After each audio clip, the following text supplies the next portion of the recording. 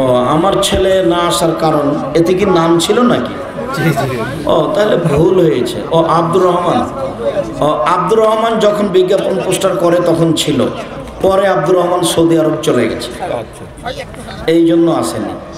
আব্দুল্লাহ আব্দুর রহমান এখন সৌদি আরবে আছে, আর আব্দুর রহিম আছে আজহার বিশ্ববিদ্যালয় মিশরে। ওরা তিন ভাই বিদেশে আছে, শিক্ষারত অবস্থায় আছে।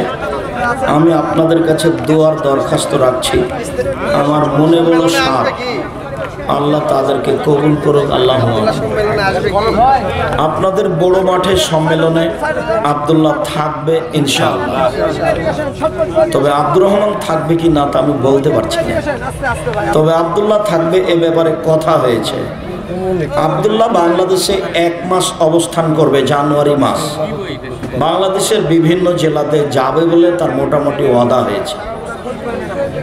তো আপনারা তাদের জন্য দোয়া করিয়েন। আমার মনে বড় সাধ, আল্লাহ যেন তাদেরকে দিয়ে সঠিক যথাযথ উপযুক্ত খিদমত নেন। আল্লাহ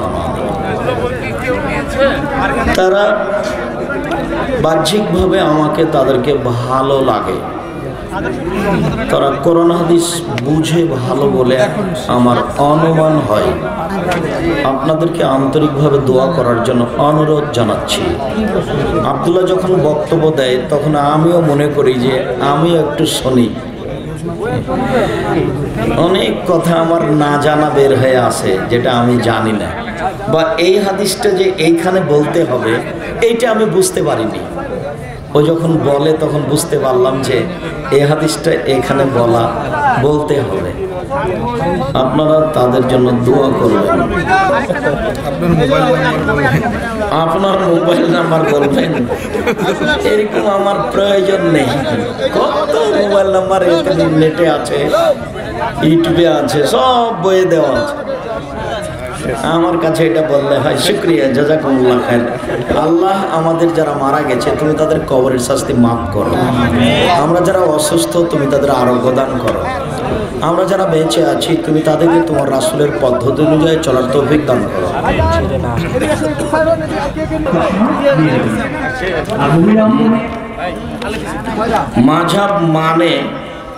মাযহাব মানা যাবে কি?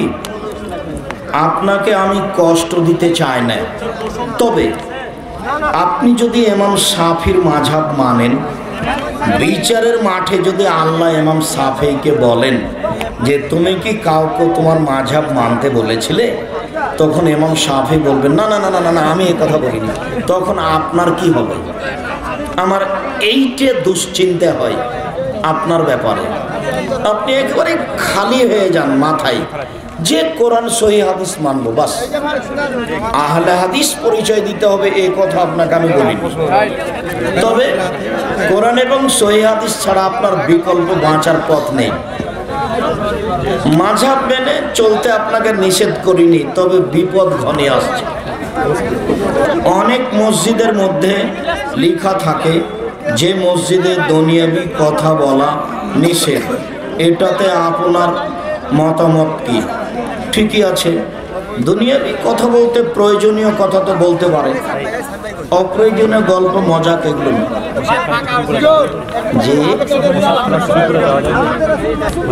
ও পেশাবখানায় কি টুপি পরে যাওয়া যাবে? জি, কোনো সমস্যা নেই। পেশাব পায়খানা অবস্থায় মাথায় টুপি থাকলে কোনো সমস্যা নেই।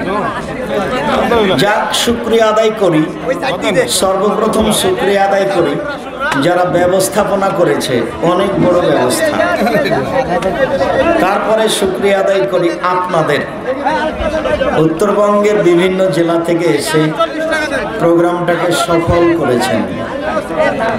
আমার মনে হয় কেন যে আপনারা জামিয়া সালাফিয়া ডাঙ্গিপাড়া পাওয়া রাজশাহী যান না, দেখেছেন কোনোদিন? এদেশে সবচেয়ে বড় মসজিদ, 90% জমির উপরে মসজিদ, 3000 মানুষ একসাথে সালাত আদায় করতে পারবে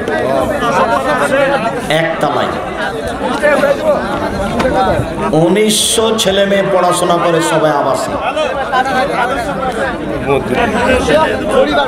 21 জন শিক্ষিকা, 42 জন শিক্ষক, 2 প্রতিষ্ঠান মিলে 115 জন শিক্ষক শিক্ষিকা। মাসিকাল ইতেমসাম সহ শিক্ষক শিক্ষিকার বেতন লাগে প্রায় 15 লক্ষ প্রতি মাসে। আপনি দেখতে যাবেন না মানে? 13-14 ফেব্রুয়ারি দেশবাসীর কাছে অনুরোধ থাকলো দুয়ার, এদেশের মাটিতে উন্নত মানের প্রতিষ্ঠান গড়বই গড়ব ইনশাআল্লাহ, যে কোনো মানে ইনশাআল্লাহ। ঘুষ দিয়ে চাকরি নিলে কি চাকরির টাকা হালাল? চাকরির টাকা হালাল হবে? জি না, চাকরির টাকা হালাল হবে না। আমার আম্মা ও আমার আব্বু অসুস্থ, এর জন্য কি দোয়া করব? আজিবিল বাস রব্বানা সাসপেন্তা সাফিলা সেফাইলা সেফাকা সেফা লাইনদর সাকামা। আল্লাহ তুমি আমাদেরকে কবুল করো, আমরা যেন কোরআন মাজিদের মতো এই বিশাল গ্রন্থকে বুঝে হোক না বুঝে হোক প্রতিদিন কিছু সময় পড়তে পারি, এই তৌফিক তুমি দান করো। কোরআন মাজিদ যেন বিচারের মাঠে আমাদের বিপক্ষে না যায়, কোরআন মাজিদ যেন বিচারের মাঠে আমাদের পক্ষে কথা বলে, এই সুযোগ তুমি করে দাও। তোমার দরবারে এই জোরালো দাবি রেখে আজকের আলোচনা এখানেই শেষ করলাম। সুবহানাকা আল্লাহুম্মা ওয়া বিহামদিকা আশহাদু আল্লা ইলাহা ইল্লা আনতা আস্তাগফিরুকা ওয়া আতুবু ইলাইক। আসসালাম।